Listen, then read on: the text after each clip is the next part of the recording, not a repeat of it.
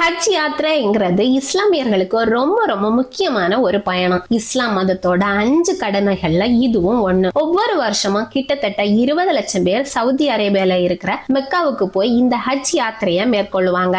உலகத்தோட எல்லா மூலைகள்லயும் இருந்தும் பக்தர்கள் இந்த யாத்திரையில கலந்துக்குவாங்க.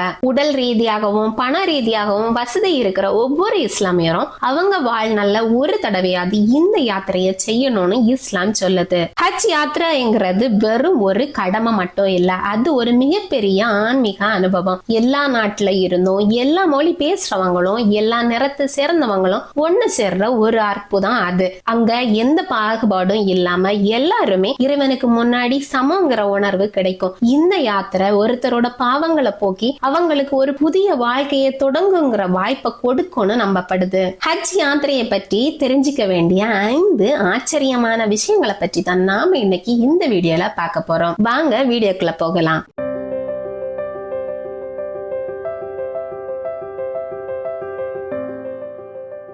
ஒன்றாவது காபா. ஹஜ் யாத்திரை இஸ்லாம் மதத்தை ஆரம்பிச்ச முகமது நபி கூட மட்டும்தான் சம்பந்தப்பட்டதுன்னு சிலர் நினைக்கலாம். ஆனா இந்த புனித யாத்திரை பல ஆயிரம் வருடங்களுக்கு முன்னாடியே இப்ராஹிம் அவங்க கிட்ட இருந்துதான் ஆரம்பிச்சது. இஸ்லாமிய நம்பிக்கைப்படி இப்ராஹிம் நபி தான் இறைவனின் கட்டளைப்படி காபாவை கட்டினதா சொல்றாங்க. காபா என்பது ஒரு சதுர வடிவ கட்டிடம். இதுதான் இஸ்லாமியர்களோட தொழுகைக்கான திசையை குறிக்கும். இப்ராஹிம் நபி அல்லாஹுக்கு கட்டப்பட்டு தன்னோட ஒரே மகனான இஸ்மாயில பலியிட தயாரான ஒரு நிகழ்வை ஹஜ்ல இருக்கிற சில சடங்குகள் நினைவுபடுத்தும். ஆனா பலியிடுறதுக்கு முன்னாடி அல்லாஹ் அதை தடுத்து இப்ராஹிமோட மகனை காப்பாத்தினாரு. இந்த தியாக உணர்வை நினைவுக்கு ஒரு வகையில தான் ஹஜ்ஜோட ஒரு பகுதியா விலங்குகளை பலியிடுற சடங்கு இருக்கு. நபி இப்ராஹிம் யூதா மற்றும் கிறிஸ்தவ மதங்கள்லயும் ஆபிரகாம் அப்படின்னு சொல்லிட்டு ஒரு முக்கிய நபரா போற்றப்படுறாரு. இந்த யாத்திரை எல்லா இறை நம்பிக்கைகளுக்கும் இடையே இருக்கிற ஒரு பொதுவான ஆன்மீக பிணைப்பா உணர்த்துது. 2வது பாலின பாகுபாடு கிடையாது. பொதுவாகவே பல மத வழிபாட்டு தலங்கள்லயும் மசூதிகள்லயும் கூட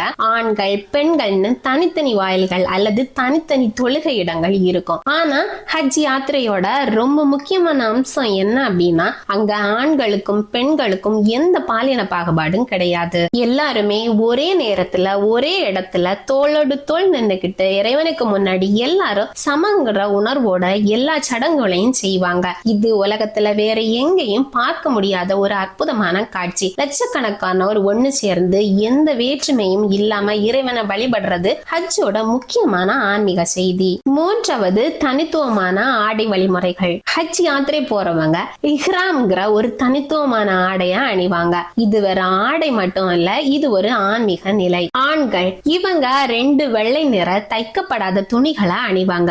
ஒண்ணு இடுப்புக்கு கீழையும் இன்னொன்னு மேலையும் போத்தி கொள்ளுவாங்க. இந்த ஆடை சமூகத்துல ஒருத்தரோட அந்தஸ்து செல்வம் எல்லாத்தையும் மறைச்சு எல்லாருமே இறைவனுக்கு முன்னாடி வெறும் ஆன்மாக்கள் என்கிற சமத்துவத்தை காட்டுது. இந்த இஹ்ராம் ஆடை அணிஞ்சுக்கிட்டா உலகில் ஆசைகள் ஆடம்பரங்கள் எல்லாத்தையும் விட்டுட்டு ஆன்மீகத்துல மட்டும் கவனம் செலுத்தணும். சண்டை போடுறது, கெட்ட வார்த்தை பேசுறது, தலைமுடி வெட்டுறது, நகம் வெட்டுறது, வாசனை திரவியம் பூசுறது, இந்த மாதிரி சில விஷயங்கள் எல்லாம் இந்த இஹ்ராம் நிலையில தடை செய்யப்பட்டிருக்கும். பெண்கள் இவங்க ஆண்கள் போடுற மாதிரி வெள்ளை துணியை அணிய மாட்டாங்க. ஆனா அவங்க முழு உடலையும் மறைக்கிற தளர்வான கண்ணியமான ஆடைகளை அணிவாங்க. அவங்க தலையில முக்காடும் போட்டுக்கணும். ஆனா ஹஜ் யாத்திரை அப்போ அவங்களோட முகத்தை மறைக்க கூடாது. இது பாலின சமத்துவத்தையும் இறைவனுக்கு முன்னால் பணிவையும் குறிக்கும். 4வது காபா வட்டமிடுதல், தவாஃப் மற்றும் மலை ஏறுதல் ஜாயி. ஹஜ்ஜோட ரொம்ப முக்கியமான சடங்குகள்ல ஒண்ணு தவாஃப். இதுல பக்தர்கள் காபாவை எதிரெதிர் திசையில 7 தடவை சுத்தி வருவாங்க.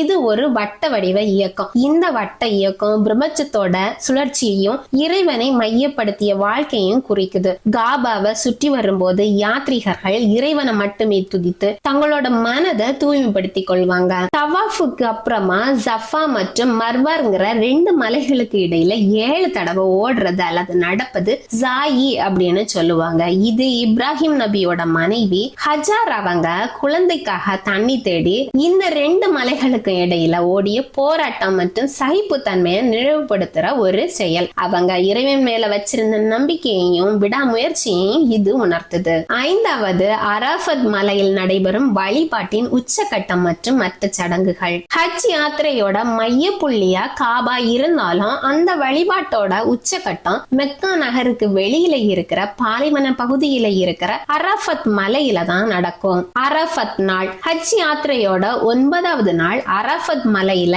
எல்லா யாத்ரீகர்களும் கூடுவாங்க. சூரியன் உதிக்கிறதுல இருந்து அஸ்தமனம் ஆகுறது வரைக்கும் ஒரு நாள் முழுக்க லட்சக்கணக்கானோர் ஒண்ணு சேர்ந்து பிரார்த்தனை செஞ்சு தியானம் பண்ணி குர்ஆன் ஓதி வழிபடுவாங்க. இஸ்லாமிய நம்பிக்கைப்படி முஹம்மது நபி தன்னோட கடைசி பிரசங்கத்தை இந்த இடத்துல தான் நிகழ்த்தினார். இந்த நாள்ல தான் இறைவன் பாவங்களை மன்னித்து அருள் புரிகிறார்னு நம்பப்படுது. இந்த நாள் ஹஜ்ஜோட ரொம்ப முக்கியமான பகுதியா கருதப்படுது. அரஃபத் நாளுக்கு அப்புறம் முஸ்தலிஃபாங்கிற இடத்துல தங்குவாங்க. அங்க இருந்து சிறு கற்களை சேகரிச்சு அடுத்த நாள் ஜமராத்னு சொல்ற இடத்துல சாத்தான குறிக்கும் தூண்கள் மேல கல்லறிவாங்க.